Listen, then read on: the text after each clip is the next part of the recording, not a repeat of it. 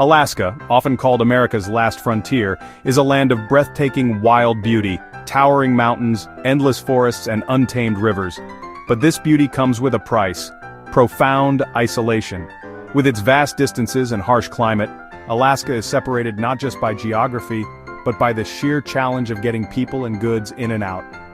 Unlike any other state, Alaska is cut off from the rest of the United States by thousands of miles of Canadian wilderness. The only land link to the lower 48 is the legendary Alaska Highway, a ribbon of road stretching over 1,300 miles, winding through the rugged Canadian Rockies, dense forests, and remote Yukon territory. This highway isn't just a road, it's a lifeline connecting Alaskans to the outside world. Every single day, convoys of trucks brave the long, lonely journey, hauling everything from fresh produce and fuel to medical supplies and construction equipment. These drivers face treacherous weather, icy roads, and the constant threat of breakdowns in the middle of nowhere. Yet, their cargo is essential. Without these deliveries, life in Alaska would grind to a halt. The stakes are high. If the flow of goods is disrupted, grocery store shelves empty quickly, prices for basic necessities soar, and communities can be left without critical supplies. In remote villages and towns, even a short delay can mean running out of food, fuel, or medicine. For Alaskans, the highway is more than a convenience. It's a matter of survival. For decades, the Alaska Highway has stood as a symbol of international cooperation.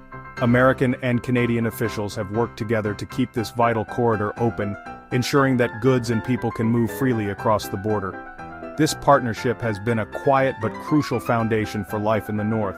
But in early 2025, everything changed. A series of escalating trade disputes, sparked by new tariffs and political decisions from the Trump administration, shattered the long-standing stability. Headlines blared about border tensions and protests erupted at key crossings. Suddenly, the once reliable flow of goods was in jeopardy. New tolls and restrictions were imposed almost overnight. Trucks faced long delays at customs, and some shipments were turned back entirely. Political tensions simmered, and the sense of security that Alaskans had long relied on began to unravel. The connection to the rest of the country now felt fragile, uncertain, and threatened. Today, the story of the Alaska Highway is no longer just about geography or engineering marvels. It's about sovereignty, security, and the real cost of a fractured alliance.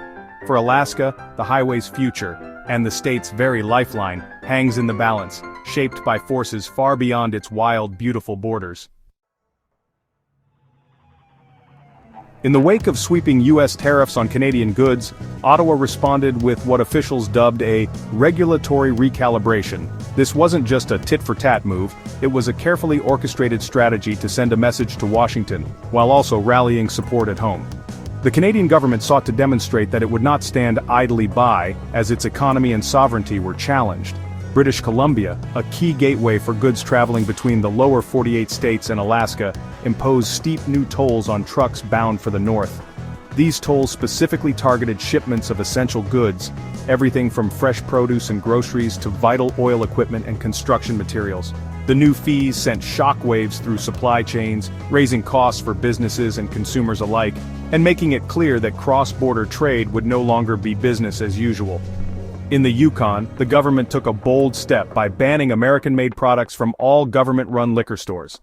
This symbolic move was about more than just alcohol. It was a statement of economic independence, signaling to both Canadians and Americans that the territory would use its purchasing power to push back against perceived unfairness. At the same time, Canadian officials blocked U.S. firms from bidding on lucrative government contracts. This policy shift sent ripples through the business community, as American companies suddenly found themselves shut out of opportunities they had long relied on. For Canadian businesses, it was a chance to step up and fill the gap, further strengthening domestic industries. These bold moves quickly gained traction with local voters, who saw them as a necessary stand against U.S. trade aggression. Political rallies and protests erupted across the country, with citizens waving signs and demanding that their leaders defend Canadian jobs and industries. The recalibration became a rallying cry, uniting communities from coast to coast. Meanwhile, Canadian authorities introduced a raft of new environmental and safety regulations at border crossings. These rules, often more stringent than before, led to longer inspections and increased paperwork for American truckers and families traveling through Canada. What was once a routine journey now became a logistical headache, with delays stretching for hours and confusion mounting on both sides of the border. Canadian officials insisted these measures were necessary to protect the country's interests, environment, and public safety. But to many Americans, the timing and scope of the changes felt like clear retaliation, a direct response to the escalating trade dispute. Tensions flared at press conferences and border checkpoints as both sides dug in their heels. The result? What was once a straightforward drive between the US and Alaska now feels like navigating a complex maze of barriers, checkpoints, and ever-changing rules. For truckers, families, and businesses, the journey has become unpredictable and fraught with new challenges. Alaska's unique geographic isolation, once just a logistical hurdle, has now become a powerful bargaining chip in a growing trade war, with the fate of its supply lines hanging in the balance. President Trump's response was immediate and combative. He blasted Canada and Prime Minister Trudeau on social media, framing the dispute as an attack on American sovereignty. At rallies, Trump declared, "They're trying to cut off Alaska, not on my watch," turning a trade issue into a patriotic cause. Behind the scenes, the administration threatened even higher tariffs, escalating the standoff. Trump's strategy: maximum pressure, no compromise. The Alaska dispute became a test of political will, with both sides digging in. For Alaskans, the crisis is personal. In a state where communities are often separated by vast distances and harsh weather, any disruption to daily life is felt deeply and immediately. The people here are used to challenges, but this situation is different. It's not just about braving the cold or dealing with remote living, it's about facing new obstacles that come from far beyond Alaska's borders. New Canadian tolls have driven up the cost of groceries and essentials, straining household budgets in a state already known for high prices. For many families, the weekly trip to the grocery store has become a source of anxiety. Shelves that were once stocked with fresh produce and basic necessities now sit half-empty, and the prices on what remains have soared. Parents worry about how to feed their children healthy meals, and seniors on fixed incomes are forced to make tough choices between food, medicine, and heating their homes. The oil and gas industry, a backbone of Alaska's economy, faces delays as critical equipment gets stuck at the border, threatening jobs and production. Workers who rely on steady shifts now find themselves waiting for shipments that may not arrive for weeks. Local businesses that support these industries are also feeling the pinch as projects stall and uncertainty grows about the future. Small businesses struggle to absorb rising costs or pass them on to customers. Shop owners, already operating on thin margins, are forced to make difficult decisions, cutting hours, raising prices, or even considering closing their doors. The ripple effect is felt throughout the community as fewer people can afford to shop locally, and the sense of economic security begins to erode. Military families and tourists face confusing rules and uncertain travel, further isolating the state. For those stationed in Alaska, the new restrictions mean canceled plans and missed reunions with loved ones. Tourists who bring vital dollars to local businesses are deterred by the complicated regulations and long waits at border crossings. The sense of isolation, always present in Alaska, now feels even more pronounced. The open road to Alaska now feels like a closing gate. What was once a symbol of freedom and connection to the rest of the continent has become a barrier, both physically and emotionally.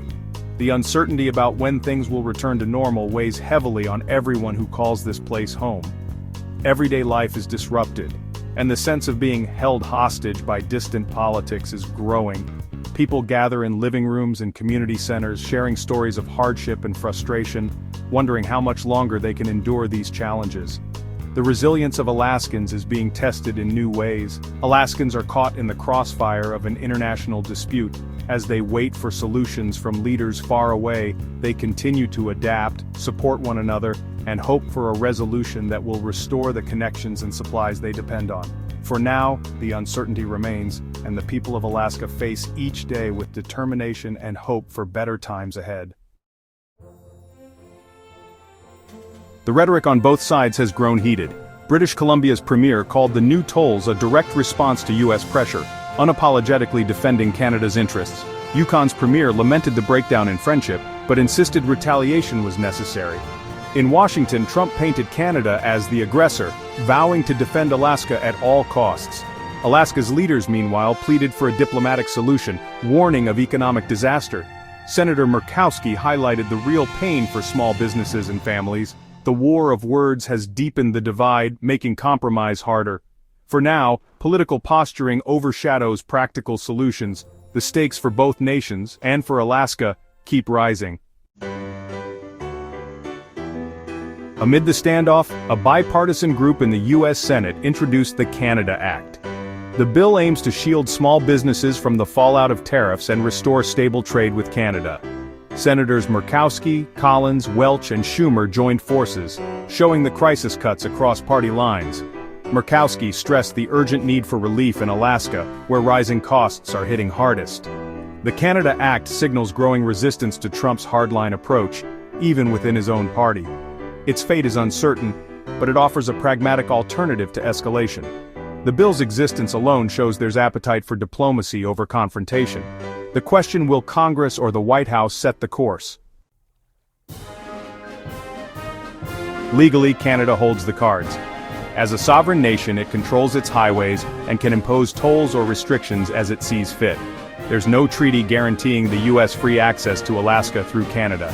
Experts say that decades of open transit were built on goodwill, not legal obligation. Canada's use of environmental and indigenous rights laws gives its actions legitimacy. The U.S. has little legal recourse. This is a political problem, not a legal one. Hardline rhetoric from Washington may only harden Canada's resolve. The only real solution will come through negotiation and compromise. Away from the headlines, diplomats are working to defuse the crisis. U.S. and Canadian officials are quietly negotiating, seeking a deal that lets both sides save face. The likely trade-off: Canada lifts tolls and restrictions, the U.S. eases tariffs. But political pressures are intense. Trump wants a win. Trudeau can't appear to cave. Details like timing and guarantees for future access remain sticking points.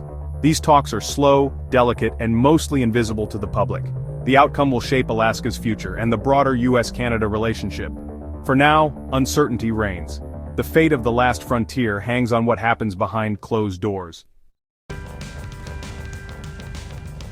The road ahead is uncertain. A diplomatic breakthrough could restore normalcy, but hardened positions make that difficult. Escalation, higher tariffs, more restrictions, could trigger a full-blown trade war, hurting both nations. Or, the stalemate could drag on, forcing Alaska and border states to adapt to higher costs and new realities. The crisis tests the strength of a partnership that has defined North America for generations. For Alaskans, the stakes are immediate and personal. The lifeline to the last frontier has never felt more fragile.